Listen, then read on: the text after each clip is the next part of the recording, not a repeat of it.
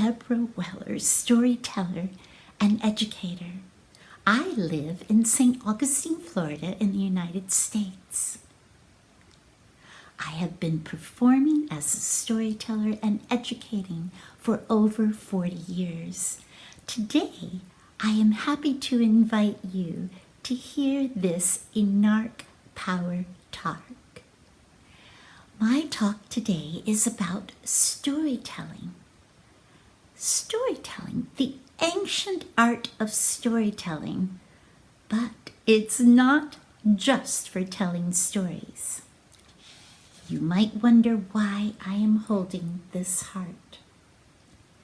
This heart could be for a story about love. This heart could be a story about science related to the actual components of how the heart works in our body.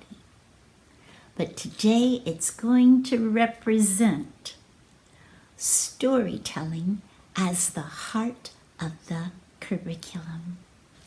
In my 40 years of using storytelling in my classroom and also training teachers and children, I have found this to be the most powerful tool that an educator can have to teach.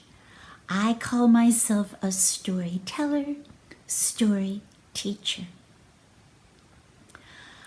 I want to share with you some examples of how I use storytelling and create a community of storytelling within the classroom.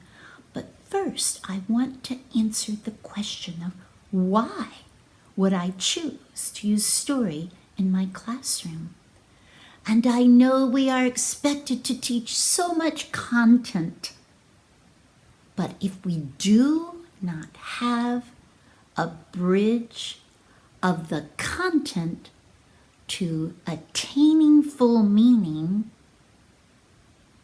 then the content goes into short-term memory. When we bridge that content with storytelling as a means of educating, then the content will become part of their long-term memory. Brain research shows that when we listen to stories, 7 different areas of our brain light up. Whereas if we're just seeing data and tables or just reading for information without a strong connection, that kind of learning will go into short-term memory. Do we want our students to just learn things for the sake of a test, or would we prefer to give them lifelong learning strategies that help them throughout their entire life? Well, how can storytelling be that connection? As I stated, the brain research shows that story is very powerful.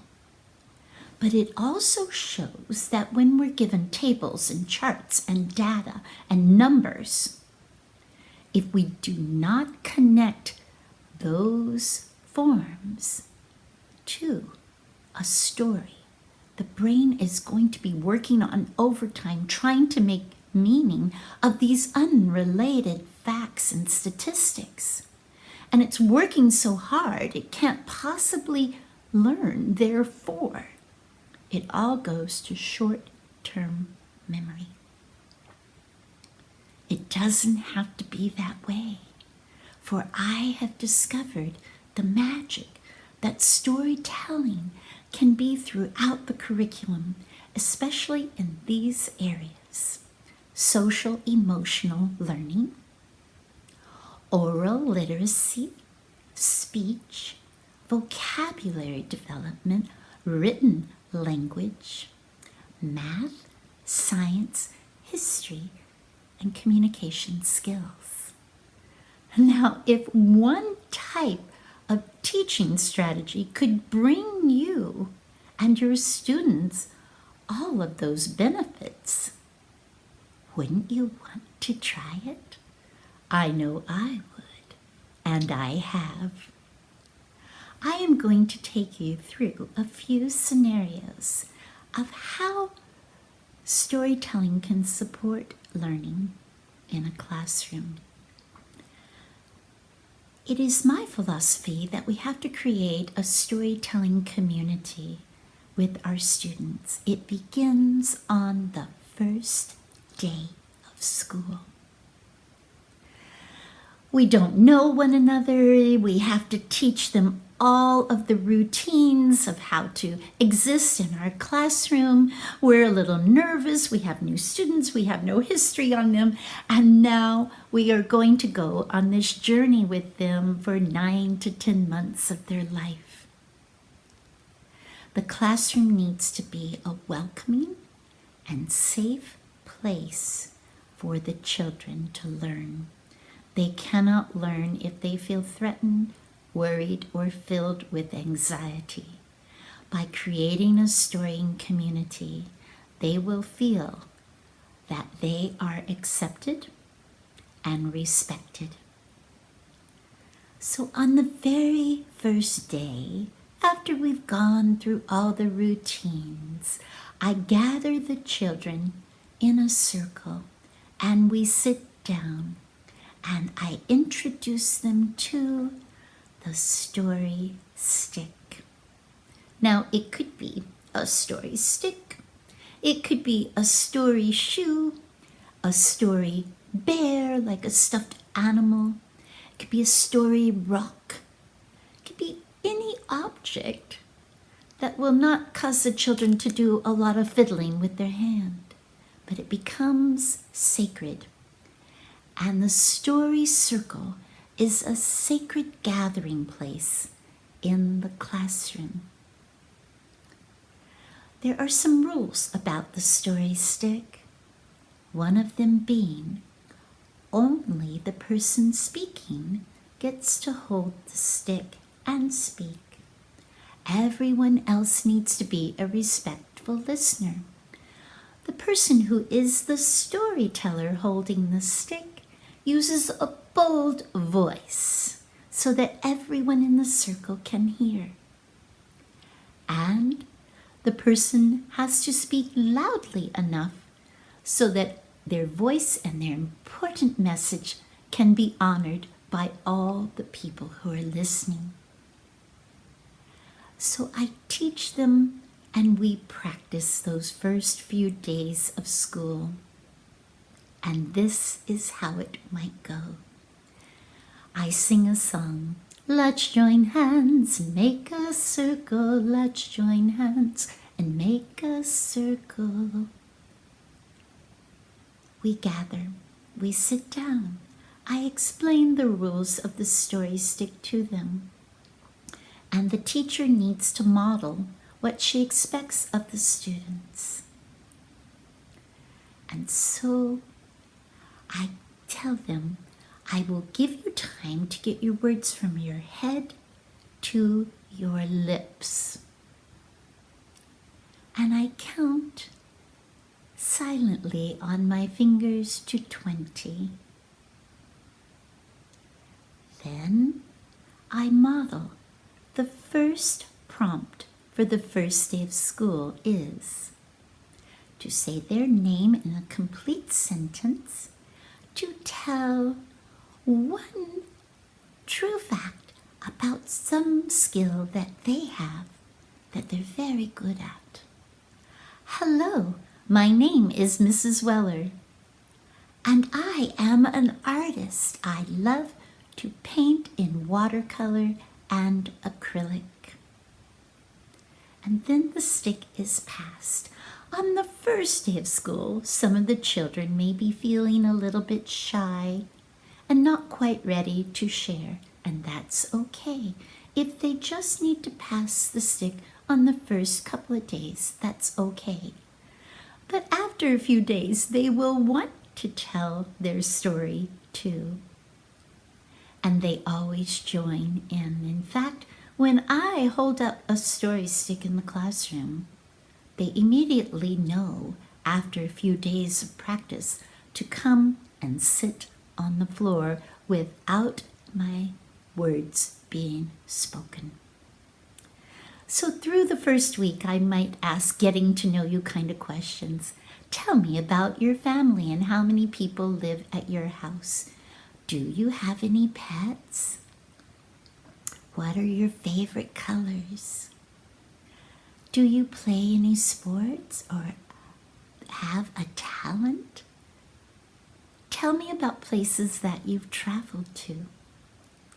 So we work in that story format every day for a week, and it takes maybe up to 15 minutes. Immediately after we all have had a turn, I ask them to think about what they would like to write in their journal, and for young children maybe to draw in their journals. I excuse them to work at the tables in their journals. They draw or write about what they might have done over the weekend, or a prompt that I might have given them, or whatever is on their mind. Then, when they're finished writing, they pair with another child, knee to knee, eye to eye, sitting on the floor, sharing their journals. Right there, here are some skills we will have gone over. We have done listening skills.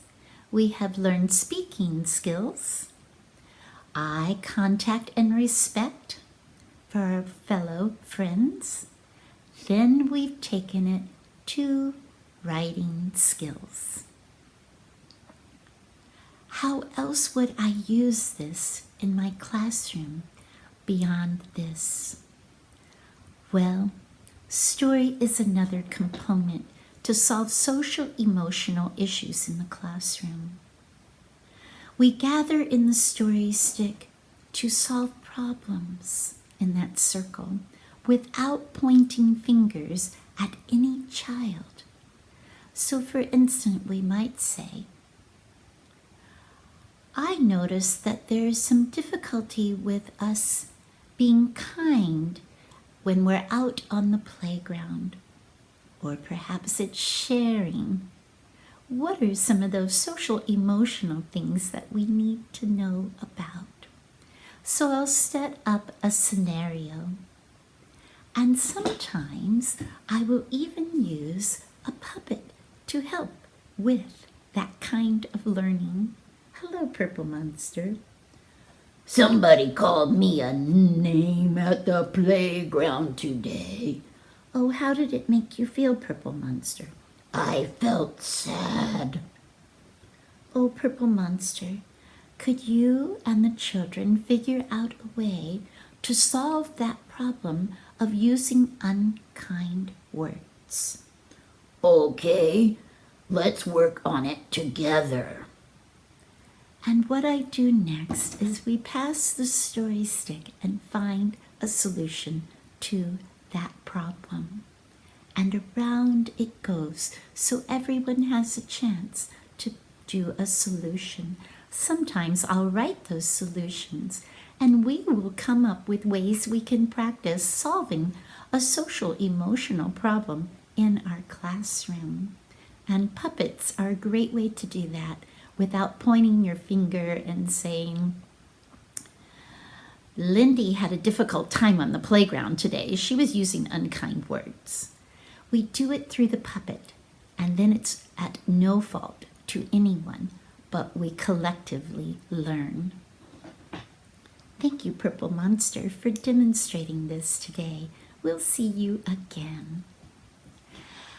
Now, oral literacy is so important to develop, and especially for children who are learning a second language. We want to help them. We might start with showing them a picture of an object and ask them to describe that object just by what they see. We then might have another picture of a child. And perhaps the first picture was a chair and this other picture was a child. then we help that child to develop a story between the picture of the child and the picture of the chair, encouraging descriptive words and vocabulary. So developing oral language skills by using the story stick helps them. Another way that I use the story stick to create a story in the classroom is by thinking of that science question. We're learning about the water cycle. And I'll start by passing the stick and saying, what do we know about the water cycle? Just to engage in that pre-learning assessment. And then, after a week of learning all about the water cycle, doing science experiments, doing math, investigating nonfiction, or watching some videos, learning with experiments, we'll come back to the story stick and I'll ask them, what did we learn about the water cycle? And we might even sing a song like evaporation, condensation, precipitation. That's the water cycle. The children will learn to tell stories, math. We don't want it to be unrelated facts about the distributive property and addition and subtraction. No, we want to make stories so they understand and can use manipulative objects to understand the concepts, especially in young children. And we want to encourage them to talk story about the math or the science that they are learning.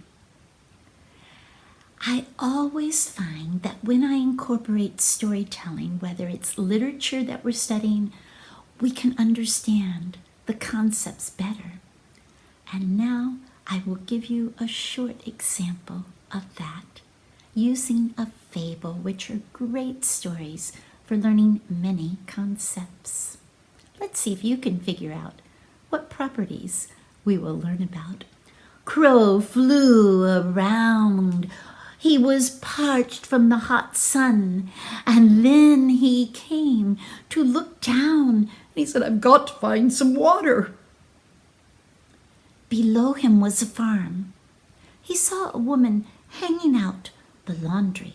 I don't want her to see her. I don't want her to see me. She'll shoo me away, and I'm so parched. I have to find water. Crow flew down to get a closer view, and there on the end of a table was a pitcher. He landed on the table, looking all around, making sure the farmer's wife would not find him, and he scuttled over to the pitcher, put his beak in, and said, oh, the water's so far down. How will I ever get the water? Well, Crow saw some pebbles on the ground.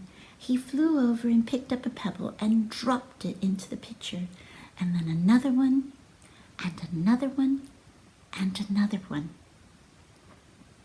Soon the water rose, and Crow could take a drink of water, and his thirst was now ended, and he could fly away to his home. So there we have the beginning of a science experiment. How can we raise the level of the water in order to attain it, whether it's in a well or whether it would be to get a drink by dropping the pebbles in? Storytelling has always been the heart of my curriculum. I find ways to start with a story. If we're learning about photosynthesis, if we're learning about why leaves change colors, I start with a story then we go into the hands-on learning to find the data to back it up. But it isn't just the teacher telling stories. I encourage the students to tell stories too.